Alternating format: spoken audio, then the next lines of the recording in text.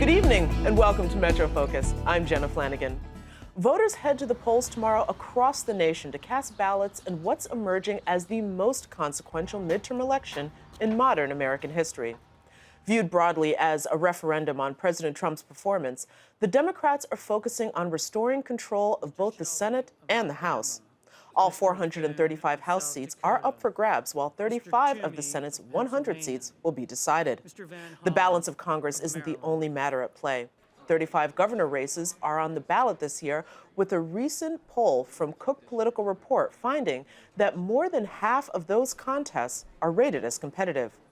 A surge in early voting has seen millions of voters cast their ballots in unprecedented numbers heading into Election Day. A lot is at stake, and to put it all in perspective, I'm pleased to welcome journalist Amy Holmes and political analyst Ellis Hennigan back to the program. Welcome back to both of you. Hey, Thank you, Jenna. Good to all meet right, you. so we've got a lot on the table for tomorrow. Do you feel the excitement? I do feel the excitement. Believe it or not, I actually across do. all lines, it turns out. That never has seemed to be the case with midterms. So going in from both your perspectives, who's got the wind at their backs? Well, it seems that Democrats do in terms of the possibility, the potentiality of taking back the House. That most forecasters, Cook Political Report, Nate Silver, 538, all of them show the House Democrats improving their seats. Now, there are some very optimistic Republicans who say that they can keep their losses below 23. 23 is the magic number. If Democrats get 23 plus, they get control. It looks like, you know, I'm not going to make any hard and fast predictions here, but that's what it looks like. On the Senate side, Republicans are feeling pretty optimistic that they will not only keep control of the Senate, but maybe even pick up a couple of Senate seats. But it's a nail biter. It's down to the wire. Pick your metaphor. And that's why the tension is so high. All right, Ellis. Tip O'Neill famously said that all politics is local.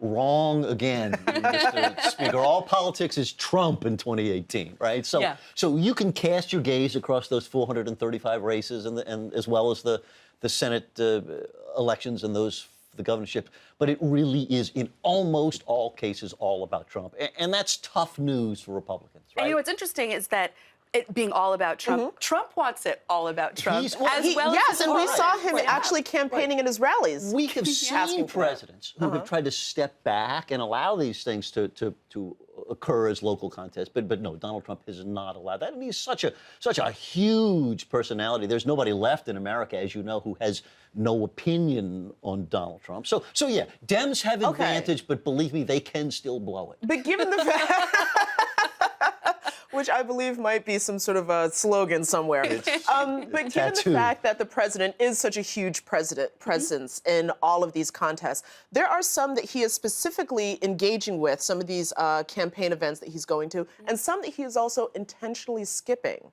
And stepping back. Yes. One of them, interestingly enough, is Congressman Steve King from Iowa. Now, Steve King is in a big controversy over, once again, unfortunately, seeming to promote white ethno-nationalistic policies. He just gave an interview in Austria seemingly to endorsing a party with Nazi roots. And so President Trump and his advisors said, stay away from that race. Steve King, it looks like the last poll shows him only 1 point ahead. Frankly, my advice to the Republican Party is, if you're going to lose the House, clean house and show him the door. Yeah, that would be fun. Listen, we talk a lot about the Trump base, right? And one of the things that we're learning in the midterms is that there are really several slices of the Trump base. The older white guys and the lower educated folks. It must be a nice way to say that, right? Non-college degree. Non-college. Although I think we've all met someone with a college degree that might not be. They're hanging tough. We were discussing millennials earlier, right? We'll circle back to them after we'll insult them in a moment. But they're hanging tough and seem to be very revved up, likely to turn out the plays to the Caravan and the Kavanaugh, anything such with a K, seem to have worked with them. Now, however, another part of the Trump base, which essentially those suburban women who really did turn out for Trump 2 years ago, seem to be getting the willies a little bit, and that is where Democrats are making their gains. All right, so here are one of the things that I really wanted to get into, which was the issues that we're seeing on the campaign trail. Because while people who are campaigning with the president have very much wanted to make sure that they were seen as aligned with the president and all of his policies, everything that we've seen in the last 2 years, but when it comes to Democrats, they seem to be really focused on healthcare, on Medicaid, on so what are the issues that you're seeing that are really rising to the top? Well, we saw very early on with Democrats that healthcare was the #1 issue that they were campaigning on. If you look at local advertisements, for example, it's all about healthcare. And polling shows that that's smart, that this spring, across the board among Republican and Democratic voters, healthcare was still the #1 issue. If you remember, when Republicans and the president were first in office in 2017, reforming Obamacare was their first agenda item, and they fell flat on their faces and didn't do it. Premiums are still high, deductibles are still high. People are still, very worried about if they can meet their health care costs. So Democrats have been very smart about that. Yeah, and the question really for Dems is, do you take the bait on the hot-button Trump stuff, right? How do you respond to the harsh immigration rhetoric? What do you do with that whole Me Too, Kavanaugh thing? And I think Dems have struggled with that. The more they're sticking with what Amy says, the better off they're doing. Interestingly enough, Michael Avenatti of Kavanaugh fame, he just tweeted that he thinks the Democrats should have been stronger on the caravan, saying we need to stop them before they ever arrive at the border and put pressure on Mexico. And a lot of Democratic consultants and analysts are saying that Democrats have actually fumbled that issue. Really? Because this is the other thing, is that, of course, the president has inserted himself into a lot of the culture war issues. And that's what he's doing. That's the campaign that he's running. And by the way, don't forget these governor's races, right? We keep, they're kind of the third tier here. But if we're taking the long view here, nothing is more important to the future of the Democratic Party than having Democratic governors across America, because that's going to be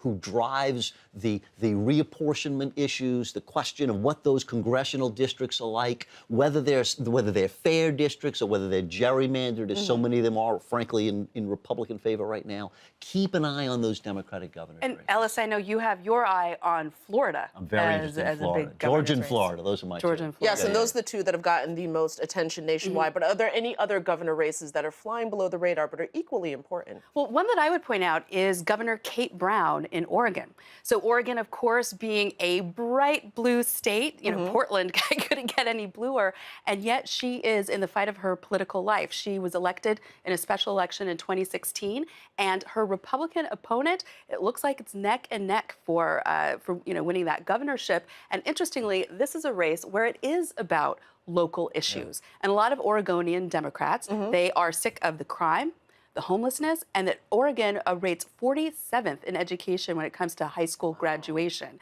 And so for those voters, they are looking at the governor. They say that, that she's mismanaged. She has very high unfavorables. She has since she became governor of Oregon, and that she's too focused on symbolic identity politics and not willing to make tough decisions. So interestingly enough, in Oregon State, you have progressive Democrats who are willing to give the moderate Republican a chance. That is fascinating that she's saying that about Oregon and not about New York State, because we've heard so many debates similar to New York. But to be fair, that is a bit of an outlier. I mean, I think Dems are smiling more about those governor's races than say, the Senate. And you mentioned Florida. I mean, that really is kind of first of all, Florida is such a swing state, such a bellwether of the rest of the country. And how many electoral votes? I was going to say, and essential to 2020, in terms of planning. But we saw in the 2000. the choice could be no more stark than it is there, where Mayor Andrew Gillum, progressive, very frankly, openly progressive, I would say, against Ron DeSantis, who may be the ultimate Trump surrogate.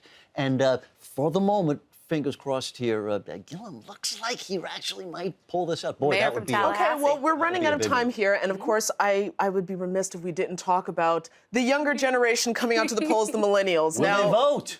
Well, Are they that's gonna the vote? question. Do we have any idea? Well, Jenna, you were telling me before the show that the New Yorker just did a profile, and some millennials say that mailing in their ballot or going to the ballot is too stressful. We've heard all kinds of issues as to why some millennials don't want to vote, but then we've also heard from some millennials. We're seeing, even though I don't know if they count as millennials, but the teenagers who just turned 18 who are looking forward to going to the polls. But how crucial is that voting bloc to swinging left or right? I wouldn't Huge, say. right? Well, I mean, no, I was going to huge. say I wouldn't say that it's crucial.